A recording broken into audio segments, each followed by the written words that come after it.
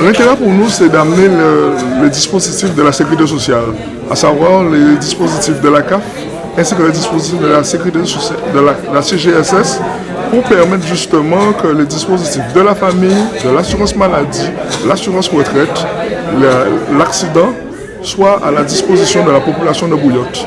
Comme vous le savez, nous venons avec de l'ingénierie particulière, comme une crèche itinérante que nous allons mettre sur ce territoire, qui est un dispositif assez intéressant, qui va permettre forcément de faciliter les choses pour que les familles de Bouillotte soient avoir une offre de la petite enfance très développée, puisque comme vous le savez, à la fin de l'année, nous allons avoir la création de l'établissement public de la petite enfance.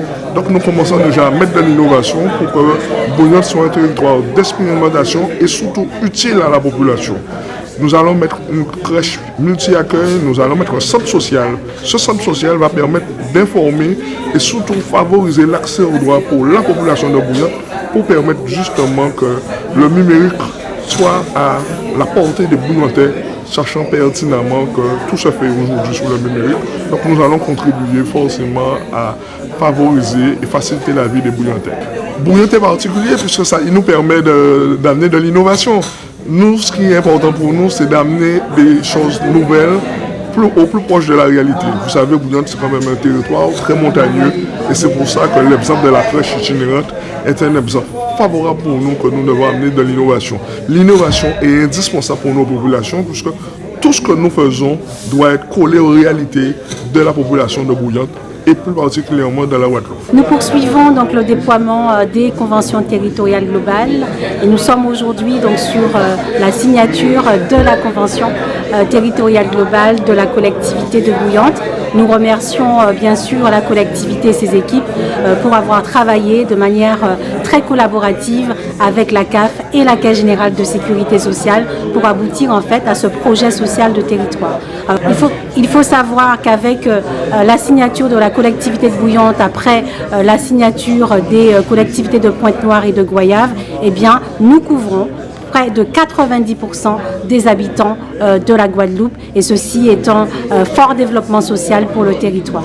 Vous le savez déjà, eh bien, les CTG permettent de doter le territoire de ce qu'on appelle un projet social de territoire qui vise à mettre en place des équipements et des services en direction des familles. Alors la CAF est très attachée particulièrement à la mise en place d'un certain nombre d'équipements tels que les crèches collectives. Vous l'aurez compris tout à l'heure, Monsieur le Président a rappelé donc la mise en place prochaine de crèches plutôt itinérantes, de solutions itinérantes, mais nous développons également depuis 2 ans ce qu'on appelle les lieux d'accueil enfants-parents.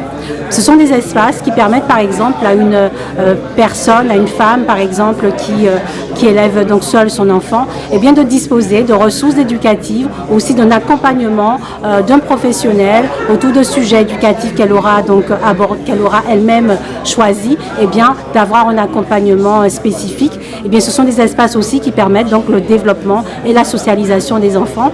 En clair, ce sont des équipements qu'il faut absolument développer en proximité dans les territoires de Guadeloupe et de Saint-Martin. Enfin, ce qui est intéressant, et nous n'avons pas jusqu'à présent suffisamment indiqué, eh bien, les CTG sont pourvoyeuses d'emplois. Par exemple, de par déjà les politiques publiques qui sont mises en place, par exemple la politique de l'animation de la vie sociale à travers les centres sociaux et les espaces de vie sociale, eh bien, nous recrutons dans les collectivités où les acteurs associatifs recrutent 3 postes essentiels pour mettre en œuvre cette politique. Eh bien, un directeur, un référent famille et un référent accueil. Vous voyez, donc ce sont des postes très qualifiés et qui sont à disposition des territoires. Nous recrutons également pour le suivi et le pilotage des conventions territoriales globales des chargés de coopération. Et la plupart du temps, ce sont des ressources qui reviennent en Guadeloupe, donc clairement des jeunes qui sont partis et qui voient ici, qui trouvent en tout cas dans les CTG, l'opportunité de revenir sur leur territoire et donc de développer leur territoire. Bah oui, très important, parce qu'on est sur des territoires où on a des problématiques sociales qu'il faut pouvoir apporter une réponse. L'accueil de la petite enfance, les enfants en période non scolaire qui sont dans l'oisiveté, et puis surtout on a des personnes âgées qui sont isolées, qui sont chez elles, à qui il faut apporter des conditions pour qu'elles soient moins isolés, on va dire. Et donc cette convention-là va nous permettre en tout cas d'avoir accès plus facilement aux dispositifs que détiennent la CAF et la CGSS au service de ces publics-là. Comme j'ai dit, c'est un échange de bons procédés. Nous connaissons le territoire, nous maîtrisons les problématiques sociales sur le territoire. La CAF et la CGSS détiennent les dispositifs.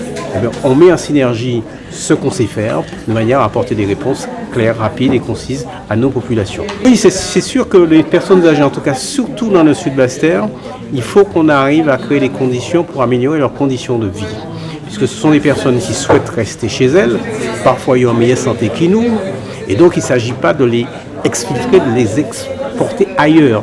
Donc il faut les laisser chez elles quand elles ont la possibilité d'être totalement indépendantes, mais il faut effectivement créer les conditions pour qu'elles soient moins isolées, créer de l'animation culturelle, créer de l'animation sportive, les emmener dans la journée faire des choses, et donc il faut des moyens pour ça, et donc c'est ce qu'on envisage de faire au travers de cette convention, mobiliser les fonds pour que ces personnes-là puissent bénéficier d'appui, d'accompagnement pour améliorer leur cadre de vie.